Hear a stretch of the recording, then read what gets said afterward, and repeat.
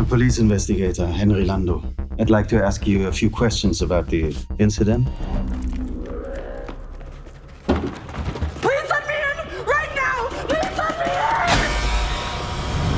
in! The origin came from, in an abstract way, from a mood I had at the time when I finished the movie that I did before called Lose. And I wasn't in the best mental space back then. And then I watched a documentary about the cuckoo bird and how they breed. And I had this one shot of host parents feeding a cuckoo chick. They're from a different species that is not their own. And that just, I couldn't let go of this. And after a couple of weeks of carrying this around with me, I was like, all right, how am I projecting this on humans? How was your journey? Very pleasant, thank you. Gretchen, come say hi. What's up? Dan has this insane variety of characters he can play. He's such a fantastic and also technical actor. We understood each other so well, and it's just the first call that we had, and he was talking about this German person he knows who's very wealthy but very esoteric, and goes hiking for weeks in the mountains without shoes or something, and just how he described that quirky character. We connected over that and had some chuckles, and I knew he was the right guy.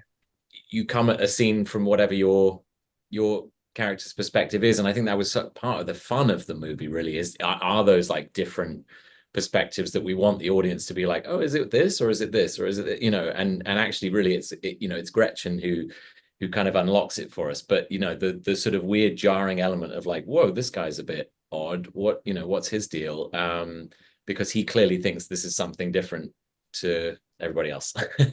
It was an amalgam of a few different kinds of types of German men that Tillman and I both were familiar with. The idea of like a very devoted scientist who's sort of very purely committed to their craft and to the project, and how sort of blinkered you could be to the sort of the horrors that you're creating by this sort of pure scientific devotion. It seemed very kind of weird to us, to sort of throw that kind of character into this sort of fairy tale world as well. And that was the other thing, was this sort of like drawing inspiration from like German fairy tale, really, and like the kind of the idea of like this sort of weird man who shows up in people's lives in the middle of a forest and dark things happen. Yeah. If I were you, I wouldn't want to get hurt.